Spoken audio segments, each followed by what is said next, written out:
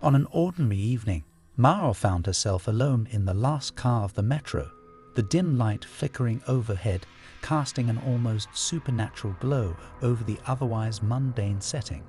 She was returning from a late shift, her mind a blend of fatigue and the remnants of the day's stress. The metro's monotonous hum provided a backdrop to her half-formed thoughts, lulling her into a sense of eerie calm. As the train snaked its way through the underground tunnels, Mara couldn't shake the feeling of unease that crept over her. It was a sensation she couldn't quite place, a whisper in the back of her mind that something was amiss. She glanced around, noting the absence of other passengers in her car. The isolation, while not unusual for this hour, felt suffocating. Then she saw it, or rather them. A pair of eyes, reflecting the little light there was, fixed on her from the opposite end of the car. She blinked, trying to clear her vision, half expecting the apparition to vanish. But it didn't. The eyes belonged to a figure, shrouded in darkness, sitting perfectly still with an unsettling focus directed at her. Mara's heart quickened. She considered moving cars, but dismissed the idea, not wanting to show fear. Instead, she pretended to ignore the gaze, focusing her attention on the digital display mapping the train's progress. The stops passed, each one an opportunity to leave, but she remained, frozen by a mix of curiosity and dread. The figure never moved, never blinked, just watched. As her stop approached, a mix of relief and apprehension filled her. She stood, her legs shaky, and made her way to the door, her eyes inadvertently meeting the figure's gaze one last time. In that moment, the figure rose, its movements smooth and deliberate, and Mara felt the air around her grow colder. The doors opened, and she stepped out, not daring to look back. The station was deserted, the silence oppressive. She hurried to the exit, the feeling of being watched never leaving her. It was only when she reached the surface, the cold night air greeting her, that she dared to glance behind. The figure was there, at the top of the escalator, just standing watching. Mara ran the rest of the way home, her mind racing with questions. Who was that? What did they want? The logical part of her mind suggested it was just a person, perhaps with ill intentions, or maybe none at all. But another part of her, the part awakened by the night's events, couldn't shake the feeling that there was something more, something deeply unsettling about the encounter. Once home, she locked the door behind her and leaned against it, her breathing heavy. The safety of her apartment did little to calm her nerves. She peered through her window down to the street below, half expecting to see the figure there. But the street was empty. As she prepared for bed, the events of the night replayed in her mind, each detail more unsettling than the last. It wasn't just the figure itself, but the profound sense of dread that accompanied it, a feeling that something fundamental had shifted within her. A door opened to a darker aspect of the world that she could no longer close. And as she finally drifted into a restless sleep, Mara couldn't shake the fear that the figure's interest in her was far from over, that this encounter was only the beginning of something far more terrifying. Late one evening, under a sky mottled with clouds that obscured the moon, Thomas found himself boarding the last metro train of the night. The car was nearly empty, save for a few scattered souls who, like him, were heading home after a long day. As the doors hissed closed, Thomas took a seat near the window, letting the rhythm of the train lull him into a state of weary contemplation. Suddenly, a faint sound broke through the monotony of the train's movement, a soft, almost melodic humming. Intrigued, Thomas looked around and noticed a figure seated several rows ahead, their back to him. They were wrapped in an oversized coat, and their head was adorned with a wide-brimmed hat that cast their face in shadow. The humming, he realized, was coming from them. Despite the oddity of the situation, Thomas found the melody strangely comforting. It was a tune he felt he had heard before, long ago, but couldn't quite place.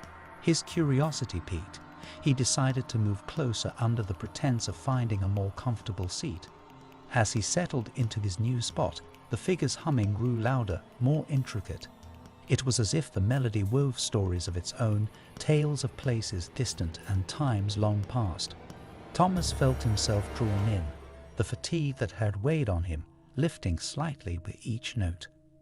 The train trundled on, stop after stop passing in a blur. Thomas realized he had missed his stop, so absorbed was he in the music. He glanced around. The other passengers had departed, leaving him and the humming figure alone in the car. A flicker of apprehension crossed his mind, but it was quickly washed away by the next wave of melody. As the last stop approached, the figures ceased their humming and stood, turning to face Thomas for the first time. Beneath the brim of the hat, in the dim light of the metro car, Thomas saw not a face, but a swirling vortex of colors and lights, a galaxy contained within the confines of a human form. The figure spoke, and their voice was the melody Thomas had been listening to, transformed into words he felt rather than heard. "You've seen beyond the veil now," the figure said, the lights within them pulsing with each syllable. "There's no going back." Before Thomas could reply, the figure stepped off the train, disappearing into the night. The doors closed behind them, and the train moved off, empty except for Thomas, who sat in stunned silence. He disembarked at the next station, the world around him feeling altered, as if he had stepped into a different reality. The city's sounds were now a symphony, the lights a dance of colors he had never seen before. He wandered the streets, lost and found all at once, knowing that his life had changed in ways he could not begin to understand. From that night on, Thomas saw the world differently. He saw the music that underlies all things, the colors hidden in plain sight. And sometimes, late at night, when the city slept, he would hear the humming again, a reminder of the encounter that had opened his eyes to the wonders concealed in the fabric of the mundane. The encounter on the metro had not been a mere chance meeting, but a crossing of paths with something beyond human understanding, a being that lived in the spaces between notes and colors. Thomas had glimpsed the infinite, and in doing so, had found a new way to see the world, forever changed by the melody that had once filled a lonely metro car on a late-night journey home. Elena's life as a night shift nurse imbued her with an enduring interest in the peculiarities of human behavior, making the late-night metro ride home an observatory of the human condition. The last train of the night, a vessel of solitude for the city's nocturnal souls, had always been her quiet retreat. However, this tranquility was disrupted by the arrival of an enigmatic passenger, a man whose presence was as intriguing as it was unsettling. This man, Adrian, appeared every night, boarding the train only to ride its full loop without ever disembarking. With nothing to suggest a destination or purpose, his sole possession seemed to be an unwavering gaze fixed on the darkness outside, a picture of serenity amidst the train's gentle rumble. Driven by curiosity and her professional background in psychology, Elena initiated a conversation with Adrian, venturing into the depths of his psyche. Adrian spoke of an elaborate experiment, a belief that his reality was being manipulated, and that the metro with its passengers served as a stage for actors observing him. This revelation was a red flag to Elena, suggesting a complex delusion, possibly schizophrenia. Yet, as Elena engaged further, her world began to tilt. Patterns emerged among the passengers, behaviors too synchronized to be coincidental, and disruptions in the train service aligned suspiciously with Adrian's moments of agitation. Skepticism gave way to a chilling suspicion that Adrian's delusions might not be so detached from reality. In a bold move, Elena broke her routine and attempted to test the fabric of their reality. The immediate response was as dramatic as it was horrifying. The car lights flickered out, plunging them into darkness. When light returned, they were alone. The other passengers vanished as if they had never been. Now convinced of the sinister truth behind Adrian's paranoia, Elena found herself ensnared in a psychological maze. They were subjects in a twisted study, their every move observed, analyzed, manipulated. The metro, once a haven, had become a laboratory of fear. The days that followed were a blur of terror and discovery. Elena and Adrian worked together, piecing together clues from their interactions and the environment. They noticed cameras hidden in plain sight, subtle changes in the train's route, and cryptic messages in the intercom announcements, all pointing to a malevolent oversight.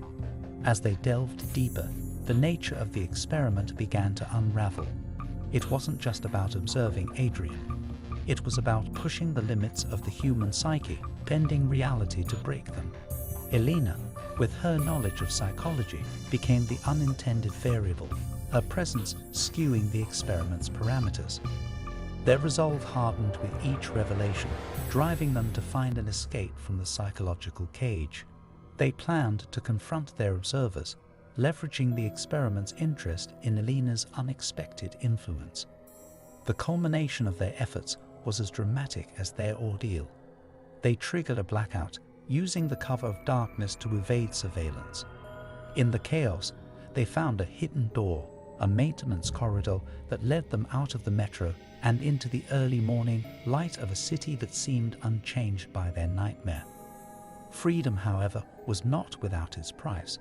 The world they returned to was marred by the shadows of their experience.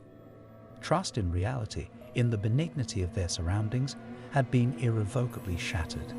Adrian, once a stranger on the train, became Elena's anchor, the only other person who understood the depth of their shared ordeal.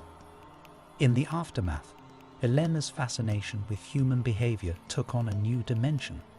The experiment had exposed the fragility of the mind, the ease with which reality could be manipulated, but it also showcased the strength of the human spirit, the resilience in the face of unspeakable terror. Elena's late-night rides on the metro ceased. The train, with its echoes of unseen watchers and manipulated realities, held too many ghosts. Yet the experience remained, a haunting reminder of the darkness that lies beneath the surface of the ordinary, waiting for the right moment to emerge. If these mysterious encounters twisted your perception and gripped your mind, don't let the journey end. Like, share, and subscribe for more tales where the mundane meets the mysterious, and every shadow could hold a story waiting to unfold.